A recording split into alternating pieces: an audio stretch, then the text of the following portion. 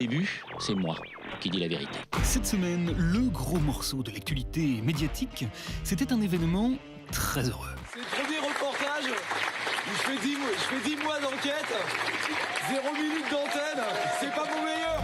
La libération des 4 journalistes détenus en Syrie depuis 10 mois et demi.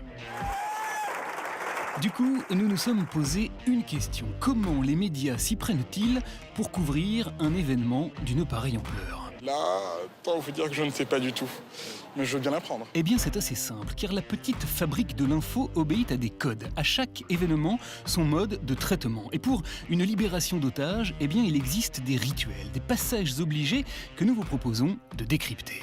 Retour sur ces images. D'abord, il faut saisir, montrer les toutes premières images de la liberté. It's very nice to see the sky, to be able to walk. Pourquoi ? Eh bien parce que même barbu, l'émotion que procure la liberté retrouvée n'est jamais barbante et jamais aussi forte que dans les tout premiers instants. Je m'excuse, je suis un peu ému. Voilà pourquoi il faut aussi sacrifier au rituel du tarmac, une image à ce point enracinée dans les esprits que c'est à elle qu'a pensé Nicolas Hénin dès les premiers instants. Dès la première minute après qu'on se fasse capturer, on commence à imaginer à quoi pourra ressembler la minute à Villacoublay. Ensuite, il faut entendre les revenants, recueillir leurs témoignages. Édouard Elias, bonjour. Mais attention, interdiction formelle d'arriver après la bataille. En revanche, on peut être ex aequo. Bonsoir Didier François. Merci vraiment d'être avec nous sur le plateau du 20h de France 2. C'est ce qui s'est passé lundi. TF1 et France 2 ont invité les deux mêmes à la même heure. On avait essayé de se créer une petite routine. Alors on a structuré nos journées, on faisait de la course sur place. Course à pied sur place, en imaginant Saint-Mandrier, je courais sur le bord de l'eau, le tournant, le port, la mairie. TF1 les avait enregistrés le matin, alors que, sur France 2, ils étaient en direct. C'est mieux. Voilà pourquoi c'était écrit ici. Voilà qui est dit merci. Ce n'est donc qu'après ces passages obligés, qu'après avoir posé le contexte, qu'on peut s'intéresser au texte. Or, dans leurs interventions, les otages ont fait une révélation concernant leur geôlier. Certains parlaient vraiment très bien le français, oui.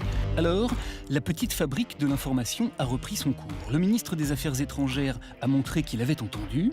Il y a toute une série d'Européens, dont des Français, qui sont partis, comme ils disent, faire le djihad en Syrie. Et les journalistes ont donc produit, fabriqué des reportages pour démontrer que oui, des Français sont en ce moment même en Syrie, enrôlés dans des groupes djihadistes. Il y a beaucoup de Français. Nous sommes prêts à aller jusqu'au bout, c'est-à-dire jusqu'à la mort. Et voilà comment le président de la République a annoncé cette semaine que la loi allait changer. Pour punir ceux ou celles qui seraient tentés d'aller livrer des combats là où ils n'ont pas leur place. François Hollande qui a pu constater toutefois à son corps défendant que la petite fabrique de la communication pouvait vite s'enrayer. La voiture du président de la République arrive sous les huées. Mercredi, voulant célébrer Jean Jaurès, il a reçu une énorme gauche en pleine humanité. Vous ne tenez pas vos promesses. Non, vous ne tenez pas dans le sens. Monsieur le Président, pensez à nous, pensez à nous. Jaurès, il ne parlait pas comme vous. Et vous venez le saluer aujourd'hui. Monsieur le Président, pensez-y, pensez-y. Président, lui aussi, mais de France Télévisions. C'était il y a 4 ans. Patrick de Carolis est mis en examen. La justice se demande s'il n'aurait pas profité, pour sa part, de la petite fabrique de la télévision. Il est soupçonné de favoritisme dans l'attribution de certains contrats. À aucun moment, je n'ai donné d'ordre contraire aux règles de passation des marchés publics, s'est défendu l'intéressé. Eh oui, cette semaine, les journalistes étaient donc des deux côtés de la petite fabrique médiatique, passés du rang d'observateurs à celui d'observer.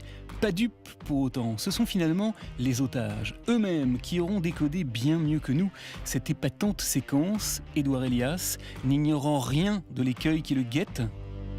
J'espère ne pas être considéré comme un ex-otage, enfin comme l'otage pour le reste de ma carrière. Et Didier François, amusé d'avoir contraint ses confrères à bosser en plein congé pascal. Désolé, je sais que c'était le week-end de Pâques, on n'a pas fait exprès. Libéré mais pas dupe, alléluia.